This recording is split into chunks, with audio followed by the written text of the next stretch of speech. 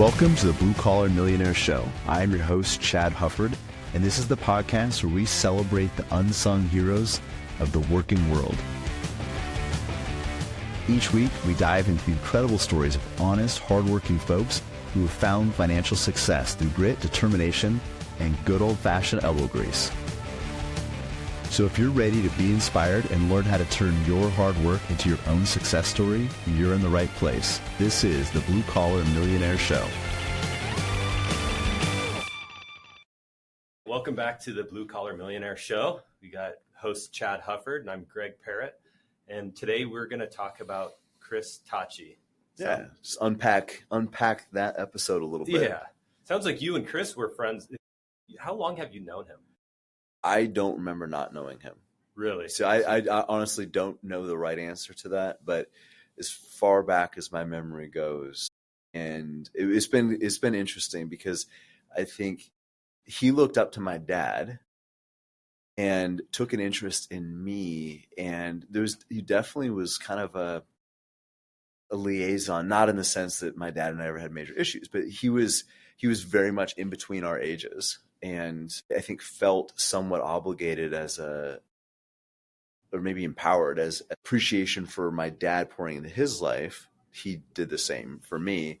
But then from a professional standpoint, been able to flip that back and give him some of that guidance. So it's been at least 40 years, I think, that I've known him. Wow.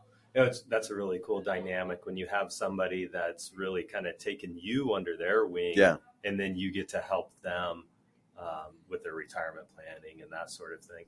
It sounds like he had an upbringing with some uncles, and was it a grandfather that he talked about? But definitely an uncle. He had a quote that said, "A steady drip puts a hole in the rock."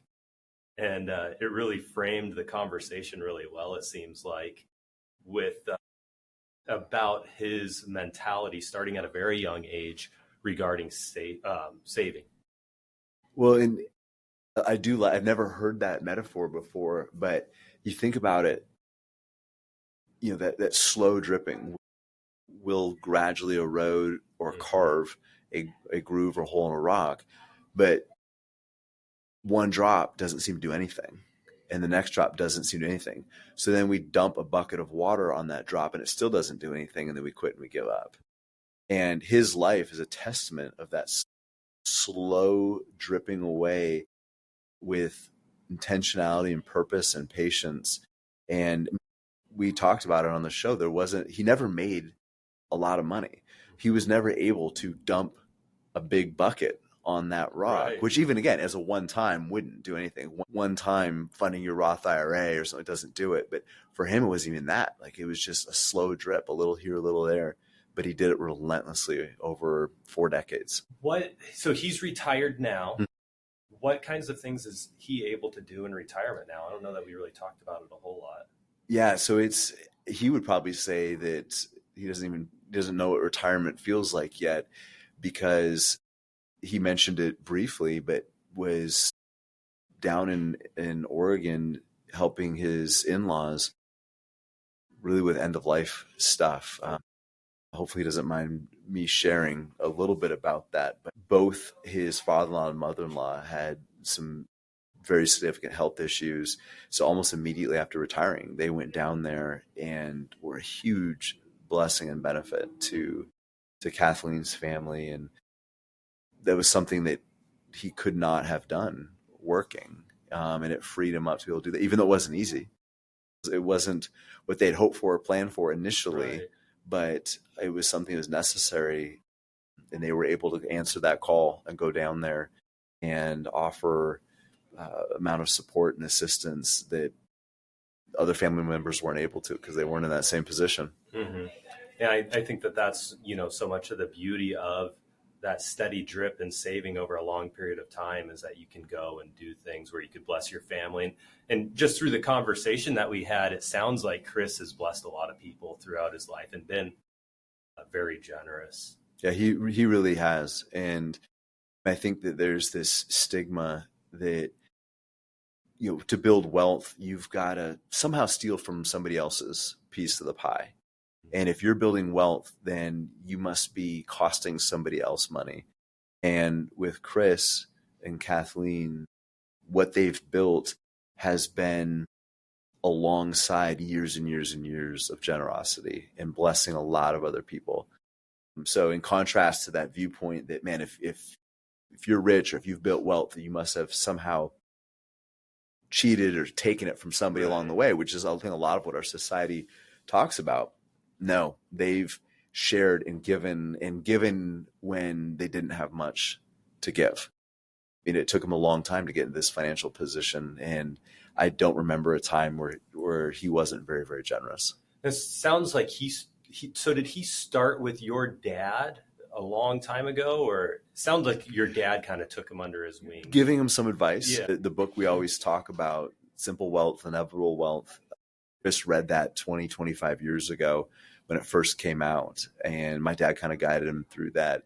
But it was more giving some of the general principles. And then when I started Veritas, I was able to take those and create a plan. Like we talk about all the time, you can't just have the principles. You can't just have a portfolio. You need a plan. But he gleaned a lot of those basic principles and applied them. And then I kind of took those pieces and put them together, again, right at the beginning of the financial meltdown. So it was a very difficult time to start a long-term financial plan. But to Chris's credit, he continued on. And, that slow, steady drip, he never interrupted that.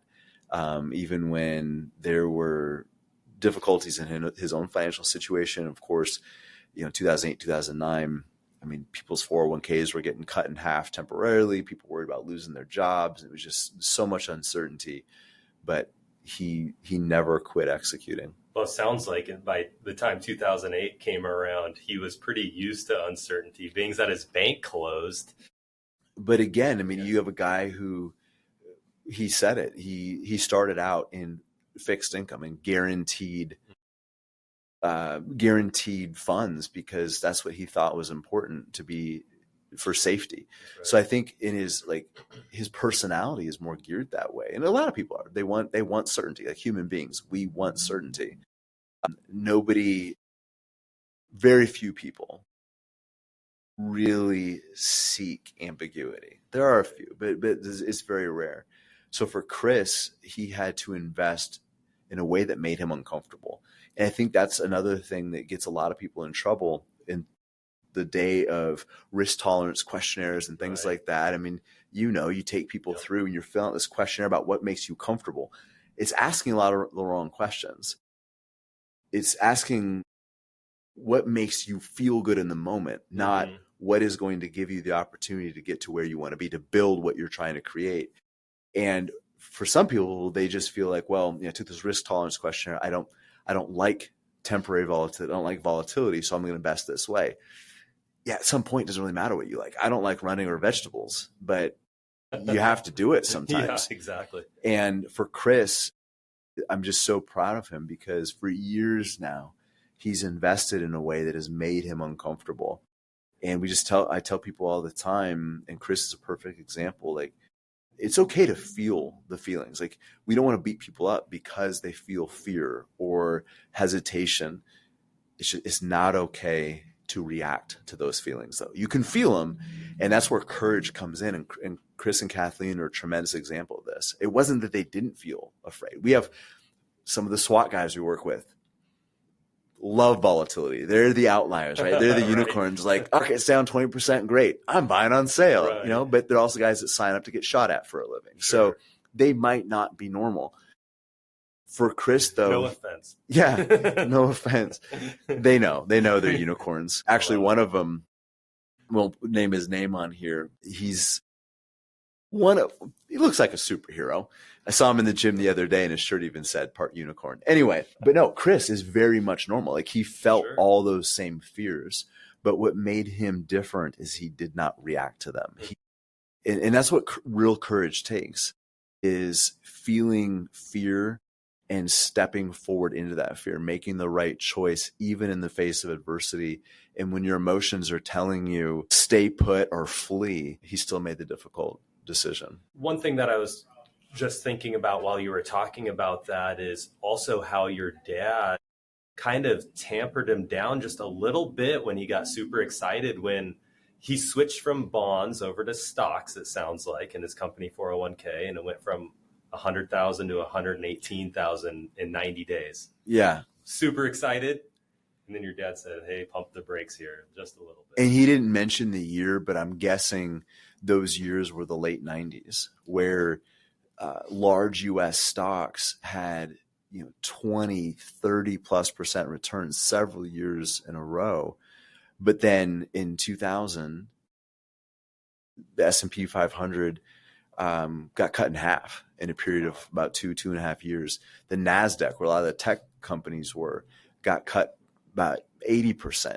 So I thought the exact same thing when he was talking about that. My dad resetting expectations. Yes,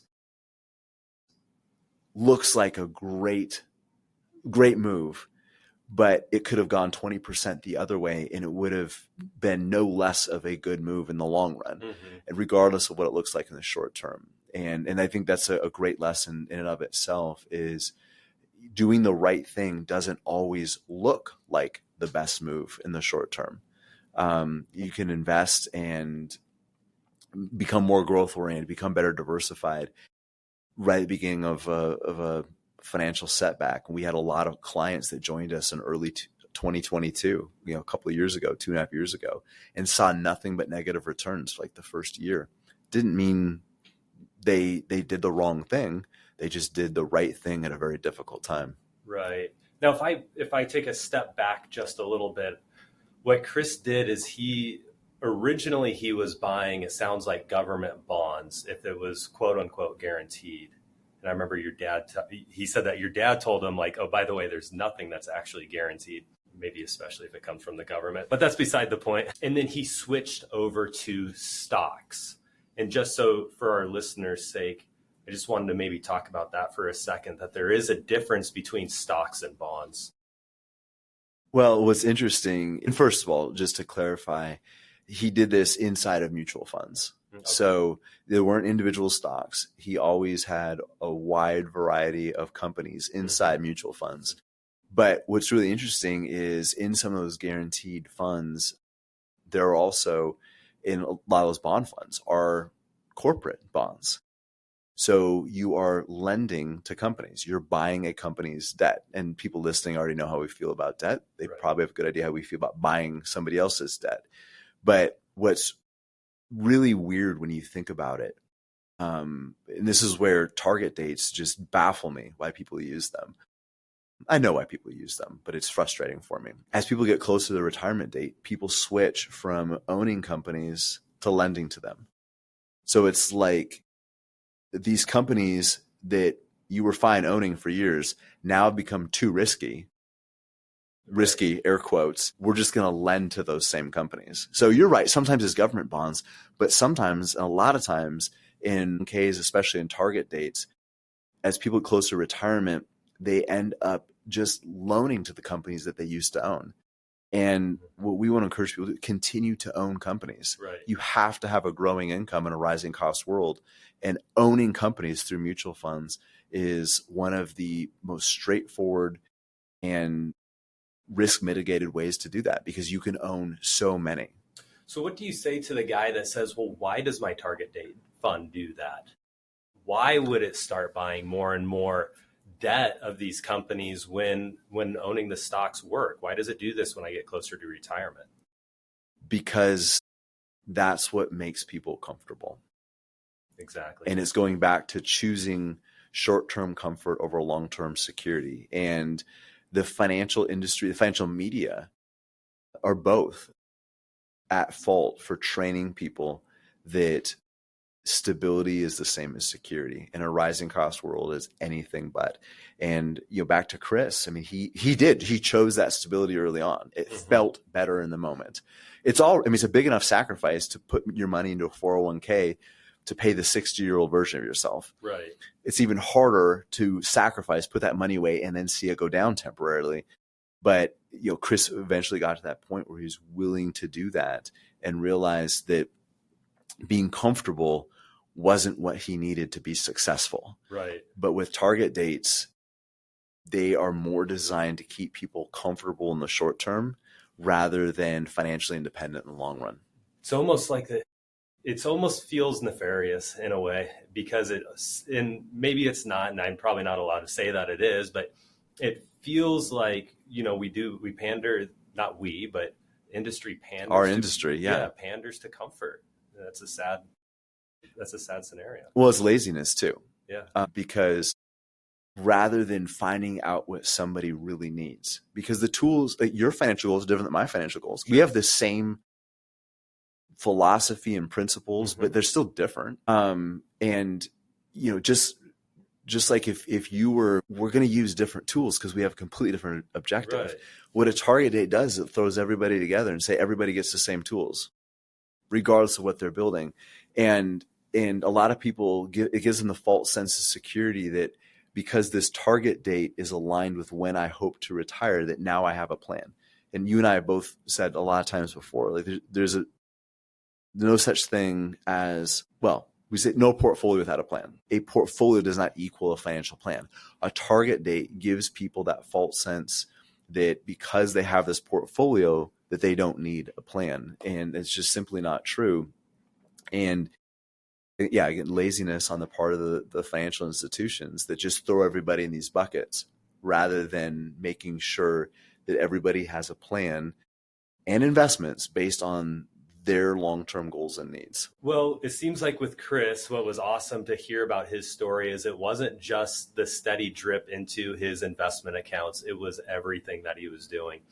It's very refreshing to hear somebody talk about like, hey, I wanted my car to serve me and take me to work. I didn't want to have to go to work for that car. And the way that Chris said it was just absolutely beautiful. It made so much sense. Yeah.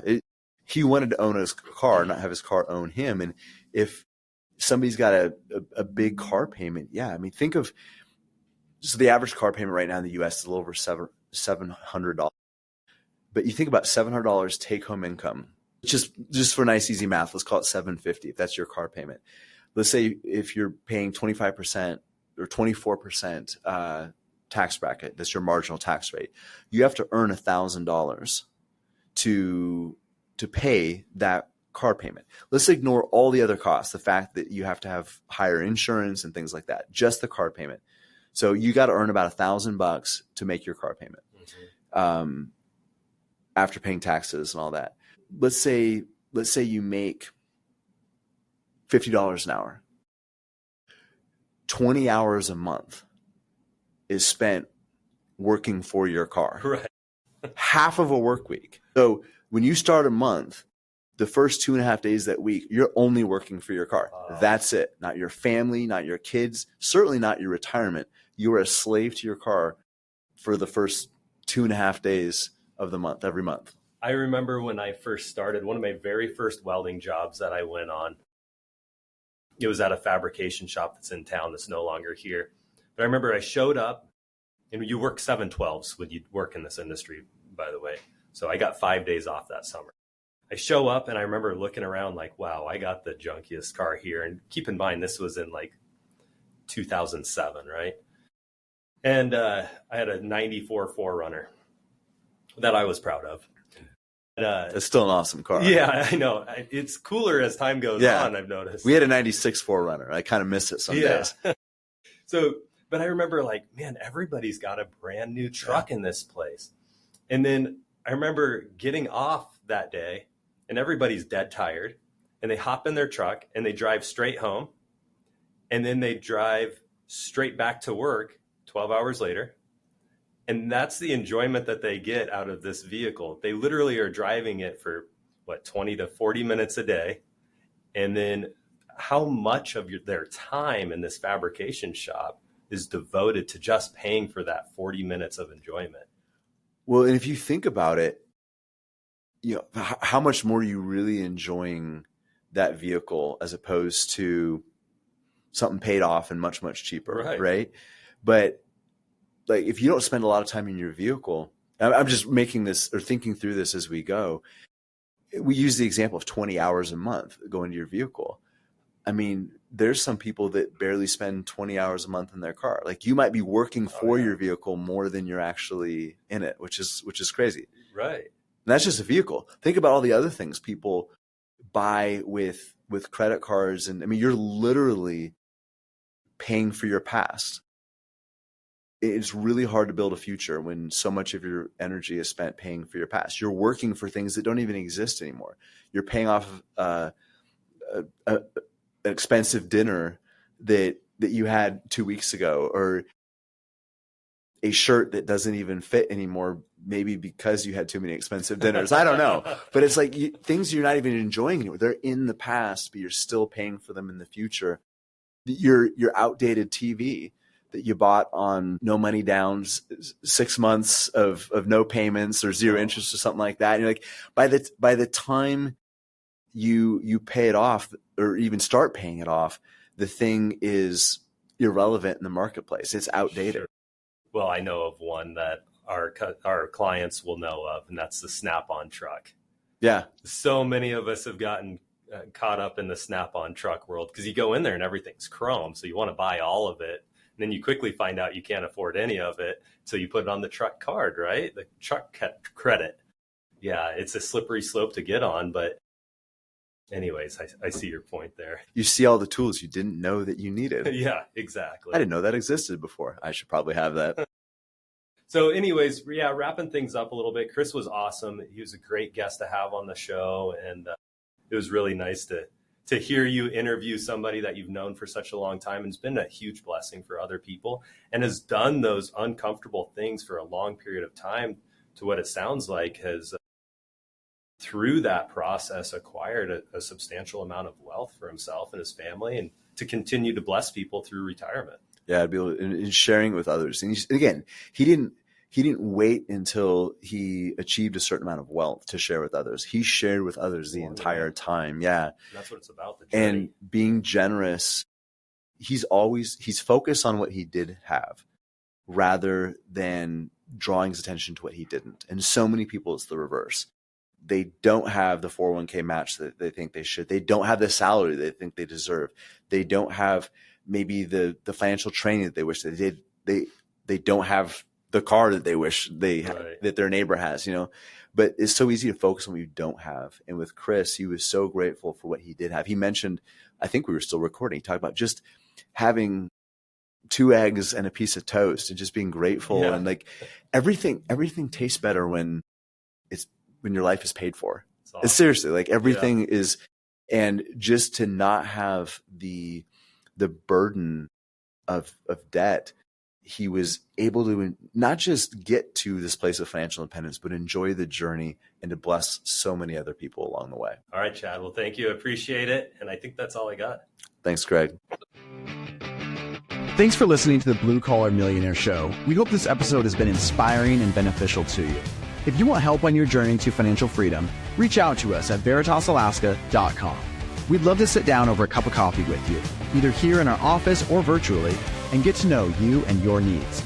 And though this podcast is free of charge, we do ask that you please do us 2 quick favors. If you enjoyed the episode, give our pod a great rating on iTunes or whatever podcast platform you use, and also give us a follow on Instagram. We hope you have a wonderful day filled with gratitude and intentionality. God bless. The information expressed is for general information only and is not intended to provide specific investment advice or recommendations for any individual. It is suggested that you consult your financial professional, attorney, or tax advisor with regard to your individual situation. Hypothetical investment results are for illustrative purposes only and should not be deemed a representation of future results.